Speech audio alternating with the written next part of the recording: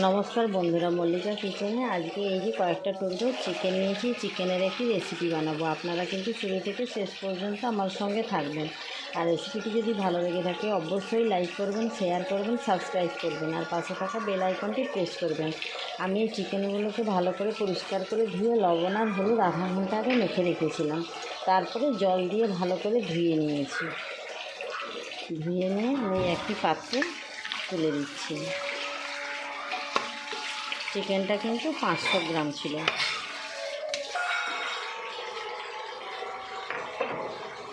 এবারে গোলমরিচের গুঁড়ো একটু দিয়ে দিলাম আর দিয়ে দিচ্ছি লবণ।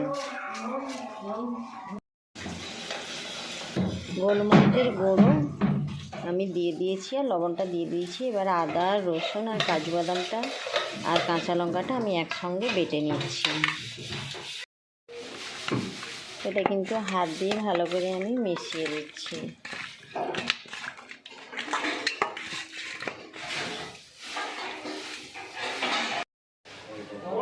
কড়াতে সরিষার তেল দিয়ে দিয়েছি। তেলটা কিন্তু গরমও হয়ে গেছে। এবার আমি চিকেনের পিসগুলো একটু ভাজা ভাজা করে নিচ্ছি। এবার কিন্তু আমি চিকেনের পিসগুলো উল্টে দিচ্ছি। কালারটাও কিন্তু চেঞ্জ হয়ে গেছে।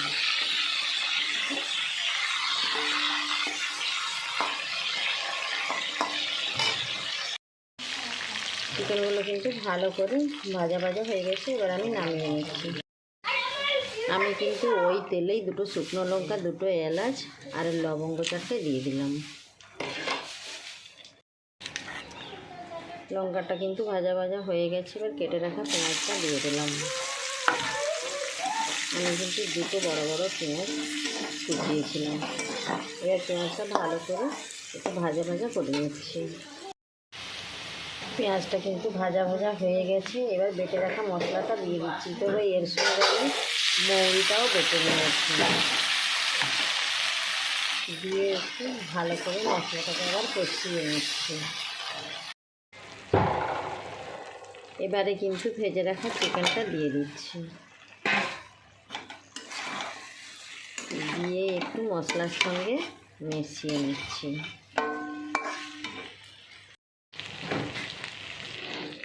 আর অল্প পরিমাণে একটু লবণ দিয়ে দিলাম। দিয়ে ভালো করে কিন্তু লবণের সঙ্গে মিশিয়ে নিলাম। এবারে কিন্তু ফেটিয়ে রাখা আমি দইটা দিয়ে দিলাম।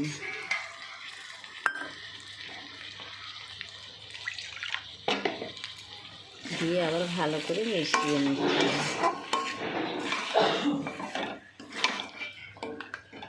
বাটিটা ধুয়ে আবার একটু জল দিয়ে দিলাম।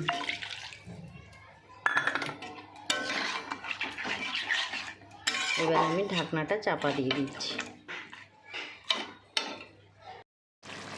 সবশেষে কিন্তু জিরে শুকনো কড়াই নেড়ে গুঁড়িয়ে রেখেছিলাম আর দুটো শুকনো লঙ্কাও গুঁড়িয়ে রেখেছিলাম দিয়ে দিলাম। আর দিয়ে দিচ্ছি ধনেপাতা কুচানো।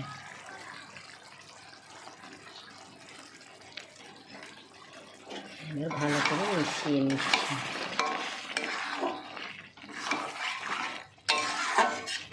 আমরা কিন্তু হয়ে গেছে। আমি এবার নামিয়ে নিচ্ছি। একটি পাত্রে নামিয়ে নিয়েছি। এবার কিন্তু পরিবেশন করছি।